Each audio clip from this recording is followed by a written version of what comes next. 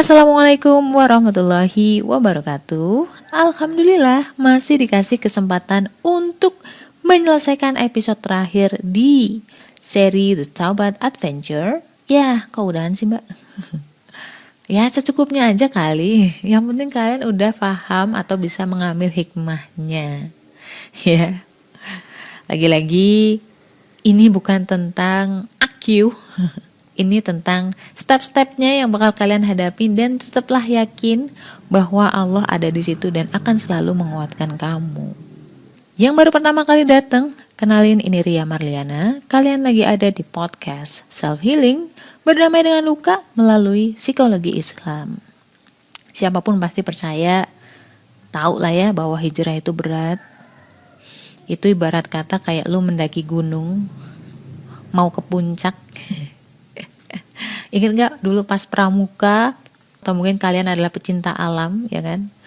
Itu tuh ada saat-saat dimana tuh kayak udah capek, kaki rasanya mati rasa, udah gak bisa gerak lagi. Begitu sampai di puncak itu ada kepuasan tersendiri. Ternyata setelah hijrah pun masih ada hal yang lebih berat. Tapi insya Allah lebih ringan, karena di situ lu udah ngerasa bahwa Allah ada. Lebih ngerasain kehadiran Allah dibanding sebelumnya. Sesuai episode yang lalu bahwa ketika hijrah itu masa pencucian, akan diuji komitmen kita beneran kuat gak sih, beneran memang pengen hijrah gak sih gitu. Kayak lu ngelamar orang atau lu nyatain cinta ke orang, pasti orang itu juga akan menguji cintamu kan, menguji ketulusan kamu, ini orang omong doang atau beneran nih. Jadi setelah selesai masa dicuci, harapannya atau goalnya adalah kamu jadi orang yang orientasinya tuh akhirat gitu loh. Menjadi manusia yang hanya bergantung sama Allah. Udah gak peduli dengan omongan orang atau cara pandang orang ke lo. Dan udah gak peduli dengan sogokan atau suapan duit dan lain sebagainya. Kalau misalkan itu tidak sesuai dengan hati nurani, tidak sesuai dengan keyakinan lo, kamu bisa menolaknya. Udah gak goyah lah intinya. Loh mbak, kalau misalkan orientasinya akhirat, apakah orangnya terus jadi gak pengen dunia? Orangnya terus jadi malas-malesan gitu mbak? Udah gak butuh dunia? Enggak, jangan kayak gitu mikirnya. Mikirnya gini loh guys. Orang yang orientasinya akhirat, orang yang orientasinya ke Allah, justru akan berbuat optimal dalam hidup dia. Kenapa? Karena bosnya itu, pemimpin tertingginya adalah Allah. Sekarang gini deh, kalau misalkan lu kerja, ada pemimpinmu, ada bosmu di situ, di sebelah kamu, mantengin gitu ya. Kira-kira kerjamu bakal males-malesan, lu bakal curang gitu? Kan enggak. Nah sekarang kamu bayangin bahwa bos kamu adalah Allah yang always mantengin Allah 24 jam. Kamu bisa dikasih kesempatan untuk curang, atau misalkan kamu disuap suruh markup data atau adjust data. Lu berani nggak kayak gitu? Ya enggak lah, kan Allah ngawasin. Terus misalkan lagi kamu kerja WFH atau remote, kamu bisa ngomong bla bla bla bla bla, aku begini aku begitu, kamu bisa bohong kan? Atau kamu bisa males-malesan ya, karena nggak ada yang ngawasin.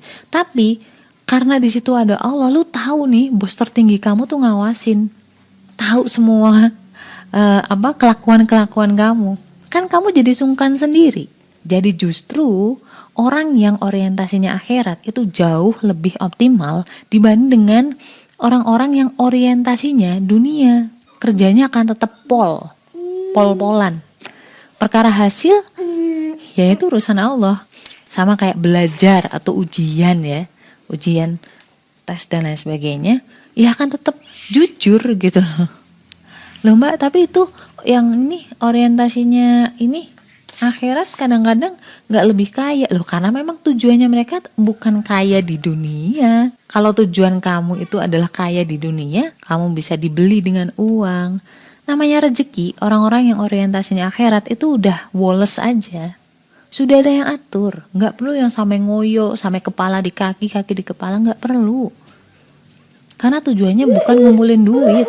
Tujuannya adalah nurutin Allah. Setelah menjadi makhluk langit, istilahnya tuh makhluk langit ya. Singkat kata, singkat cerita, semua yang dilakuin atau semua sikap, tingkah laku, nafasnya akan menjadi ladang pahala buat mereka. Karena kan lagi tujuannya akhirat. Jadi apapun, bahkan ketika lu nafas, lu minum doang nih ya, itu jadi pahala. Ya kan, kalau misalkan kita minum pakai bismillah gitu ya, itu kan jadi pahala. Beda dengan orang yang minum tinggal minum doang. Makanya yang satu orientasnya nggak cuma sekedar menghilangkan dahaga, tetapi juga dapat pahala. Yang satu hanya sekedar menghilangkan dahaga. Nah, tantangan yang terberat setelah itu adalah ngejaga niat atau konsistensi, or istilahnya nih, istiqomah. Ketika lo udah ngedapetin penghasilan yang lebih besar dari yang sebelumnya, ketika kamu udah dapat pekerjaan yang lebih mentereng atau kedudukannya lebih tinggi dibanding waktu di bank dulu, apakah kamu tetap sholat tepat waktu? Apakah kamu tetap ikut kajian? Atau justru sebaliknya, sholatnya jadi tertunda, terus udah jarang ngaji ya, jadi lebih banyak ngegibah, jadi lebih suka nipu orang. Waduh, itu tantangan pertama.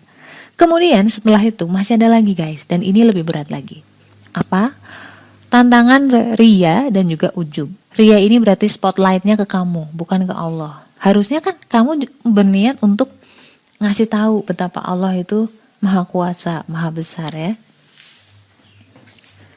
Tetapi jadi seolah-olah kamu membanggakan diri kamu sendiri. Kemudian tantangan selanjutnya adalah ujub. Ujub tadi tuh kayak lu ngerasa sombong, ngerasa lebih baik dari orang lain yang mungkin saat ini belum hijrah. Ingat ya guys, itu tuh paling susah. Karena gak ada orang lain tahu kecuali hati kamu dan juga Allah. Dan ingat ya guys, bahwa kita itu sama-sama kontestan. Jurinya adalah Allah. Dan penghakimannya itu nanti, bukan sekarang. Artinya, sesama kontestan itu gak berhak menilai kontestan lain. Mencintai itu berat.